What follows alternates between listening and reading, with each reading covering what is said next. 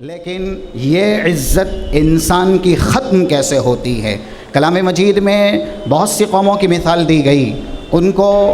بیان نہیں کیا جا سکتا مختصر سے وقت میں، لیکن جو بنیادی مثال ہے سورۃ الاعراف کی آیت نمبر 12 اور 13 میں رب العالمین نے ابلیس کے متعلق کہا، خلقتنی من نار وخلقتہ من طین۔ جب کہا گیا آدم کے سامنے سجدہ ریز ہو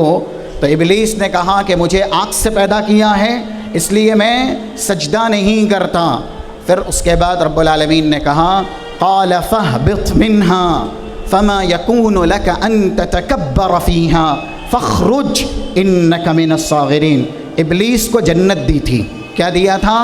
جنت۔ ہم اور آپ کو رب العالمین نے ہدایت اسلام پر پیدائش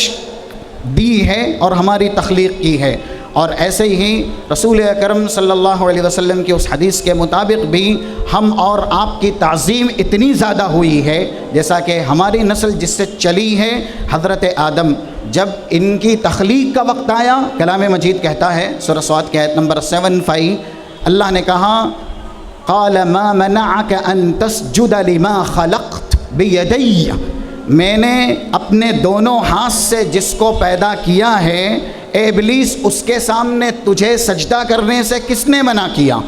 آدم کو اللہ نے اپنے دونوں ہاتھ سے بنایا ہے۔ اور آگے دیکھیے جو آیتیں ہیں سورہ صاد کی آیت نمبر 73، فسجد الملائکہ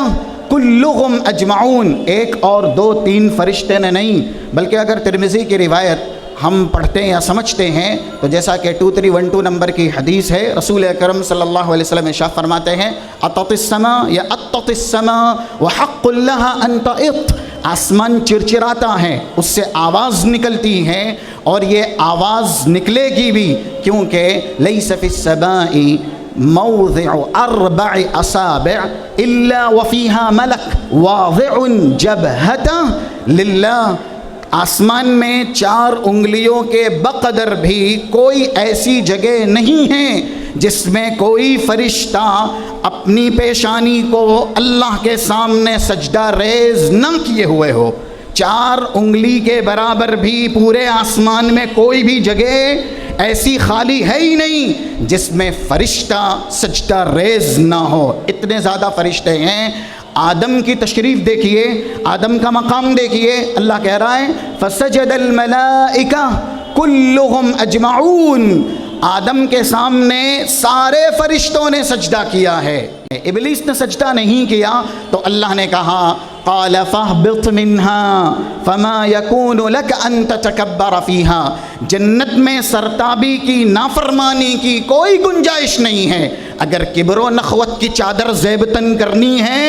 تو پھر فخرج منها انک من الصاغرین، گناہ سرزد ہوا، رب العالمین کی نافرمانی ہوئی جس کی وجہ سے جنت سے ابلیس نکال دیا گیا۔ جنت کی نعمت کس لیے چھینی گئی اور جنت سے ابلیس کو کس لیے نکالا گیا؟ کیونکہ اس نے سرتابی کا راستہ اختیار کیا، رب العالمین کی نافرمانی کی۔ اس لیے کلام مجید میں جو اصولی بات بتائی گئی ہے جیسا کہ سورۃ الانفال کی آیت نمبر 53 اللہ کہتا ہے ذالک بان اللہ لم یک مغیرا نعمۃ انعمها علی قوم حتی یغیروا ما بانفسہم، جس قوم پر بھی ہم انعام کرتے ہیں وہ انعام باقی ہی رہتا ہے۔ قاعدہ یہ ہے النعمت اذا شکرت قرت و اذا کفرت فرت، نعمت جب تک کہ شکر گزاری کی جاتی ہے باقی رہتی ہے، اور جب نعمت کی ناشکری ہوتی ہے تو پھر یہ نعمت چلی جاتی ہے، چھین لی جاتی ہے۔ تو رب العالمین نے کہا جس قوم پر بھی انعام کیا، ہم اور آپ پر بھی بڑا انعام ہوا، انسانی شکل میں اللہ نے مشکل کیا، بڑے احسانات کیے، بڑے اکرامات سے ہم کو نوازا، پھر ہم پستی، سرنگوئی اور پسماندگی، دردمندگی، ذلت، رسوائی، تنزلی، اس طرح کے جتنے بھی الفاظ ہیں جو صرف پستی اور ذلت کے معنی پر دلالت کرتے ہیں، آج اس کے شکار کیوں ہیں؟ ان اسباب میں سے بنیادی اور پہلا سبب ہے کہ ہم نے نافرمانی کا راستہ اختیار کیا ہے، نعمت کی شکر گزاری نہیں کی ہے۔ اسی لیے دوسری مثال کلام مجید میں جو بیان بیان کی گئی ہیں۔ سورہ نحل کی آیت نمبر 112، ضرب اللہ مثلا قریہ كانت آمنة مطمئنة يأتيها رزقها رغدا من كل مكان فكفرت بأنعم الله فأذاقها الله لباس الجوع والخوف بما كانوا يصنعون۔ اہل مکہ کی مثال ہے، ان کی فراوانی اللہ بیان کر رہا ہے، دنیا کے کونے کونے سے تر و تازہ نعمتیں ان کے پاس پہنچتی تھی، لیکن نافرمانی کا راستہ اختیار کیا، فَأَذَاقَهَا اللَّهُ لِبَاسَ الْجُوعِ وَالْخَوْفِ، تو اللہ نے نعمتوں کے بدلے بھوکمری طاری کر دی، قحط سالی نازل کر دی، زندگی بچانے کے لالے پڑ گئے، بِمَا كَانُوا يَصْنَعُونَ، کیونکہ وہ جو کیا کرتے تھے، شرک کرتے تھے، کفر کرتے تھے، نافرمانی میں مبتلا رہتے تھے، اس لیے جو نعمت دی گئی تھی رب العالمین نے وہ نعمت سلب کر لی۔